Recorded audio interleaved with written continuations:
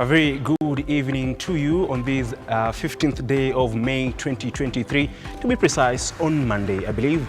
Your day is going on well. You're just in time for trending news here on Lookuptv.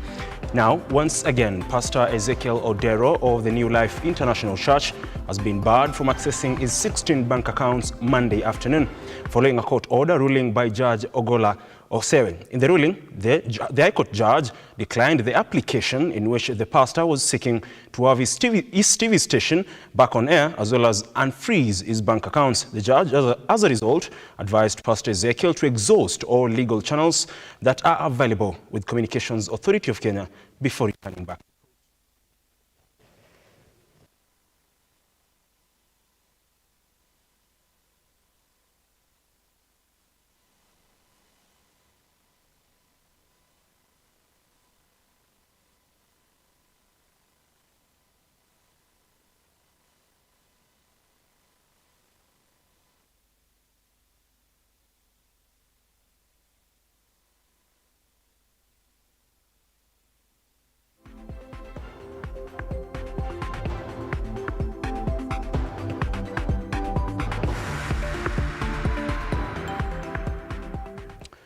Moving forward, Interior Cabinet Secretary Keitany has announced that the Kenya-Somalia border will be reopened in a phased manner within the next 90 days. While addressing the media at Harambee House after meeting with his Somalia counterpart Mohamed Hamed Sheikh Ali, Keitany stated that the move will strengthen bilateral relations between the two countries.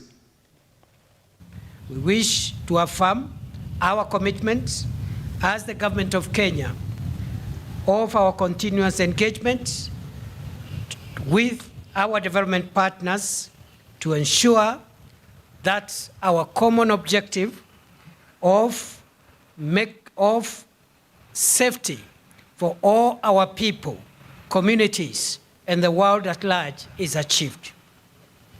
In the spirit of partnership and cooperation, and in recognition of the fact that border communities in both countries have common cultural, religious, and socio-economic variables, the two governments are in agreement on the following. One, the need to strengthen cross-border communication and information sharing.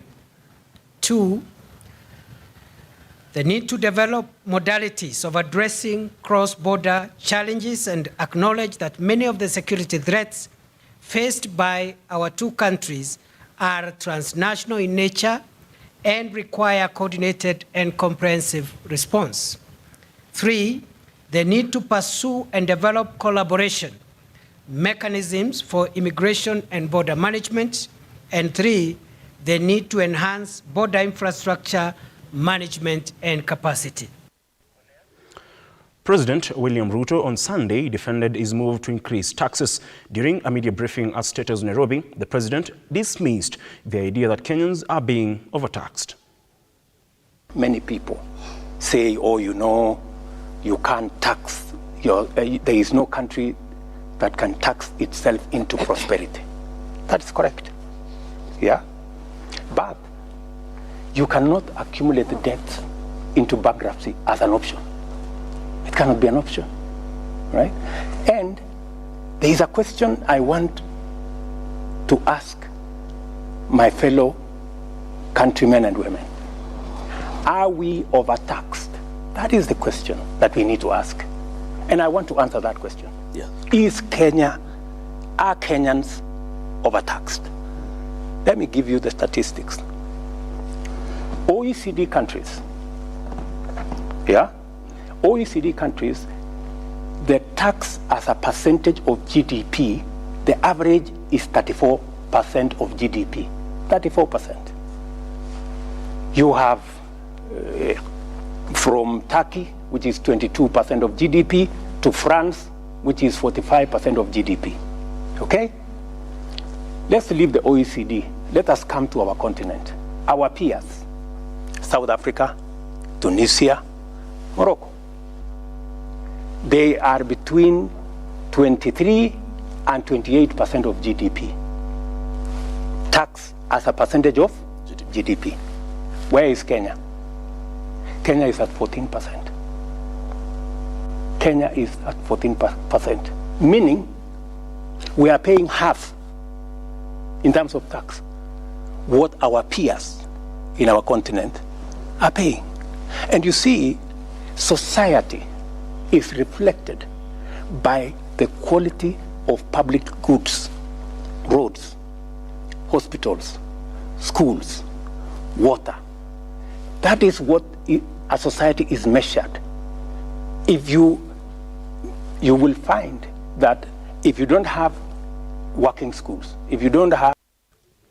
Still on the same presidential address, President William Ruto has continued to defend his move to introduce a housing levy tax of 3%. Speaking during a press briefing again at State House Nairobi, the head of state said the move to introduce the housing levy is to ensure that each and every Kenyan can have a decent place to live. The introduction of the housing levy tax has been a subject of debate for the past weeks in the country, with the workers and Kenyans opposed to the idea, saying it is one more tax that will affect their take-home. You say it's not a tax. It is not a tax. What is it?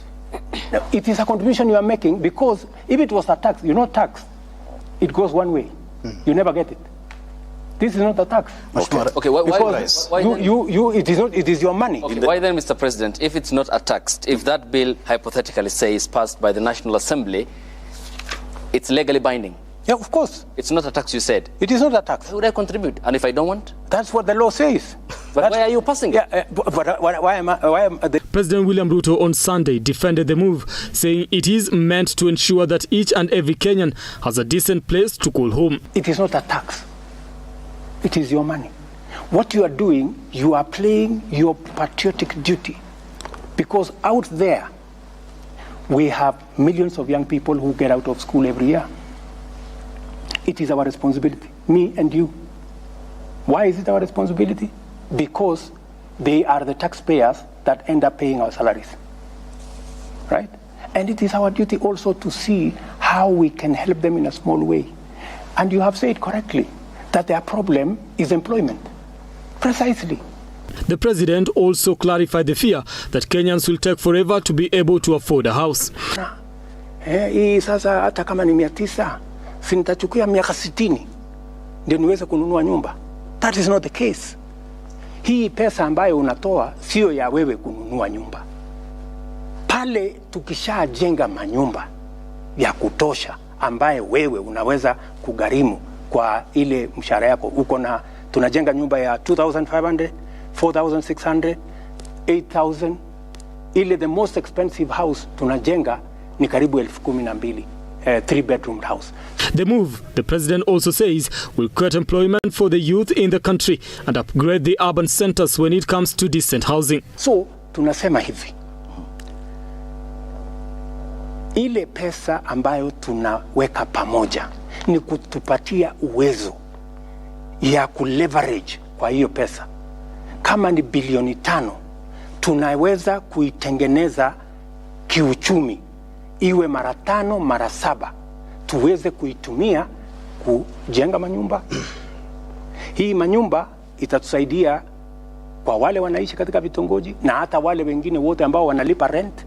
Badala ya kulipa rent, wewe utaingia kwa nyumba ambayo badala ya kulipa rent utalipa mortgage. Okay, Mr. President. Unaelewana? Yep. Brian Amwai, Lookuptv, Nairobi. On to matters drug abuse, and police in Kikuyu, Kiambu County have arrested 2 prime suspects of drug trafficking.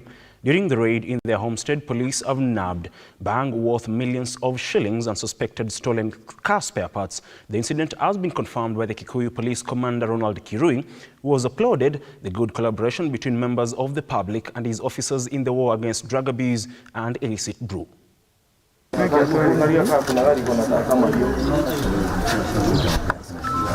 morning, we are here at Kikambura at the home of one Michael Njenga, an habitual offender of truck trafficking within this area of Kikuyu sub-county. Our team managed to arrest him here at his home together with the wife, and upon search we have recovered 500 rolls of bank, value of 50,000 shillings. We have recovered approximately 100 kilos of unprocessed bank that costs about 1 million shillings. And the other paraphernalia used to process and to package this particular illicit product. This was destined to our market and even to schools around this particular area.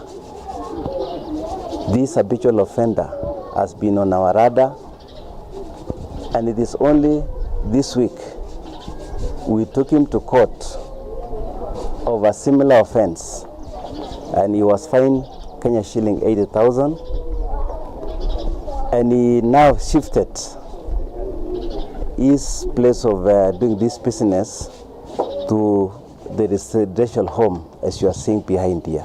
That trend, because of our intense crackdown, that these criminals are now taking these businesses, the illegal businesses, right to their homes, exposing their families and children into such serious vices. What we want to assure the members of the public is that this war that we have started, I want to appeal to them to join us as we give them our commitment that we are going to do our part. We are going to arrest and flush all of them.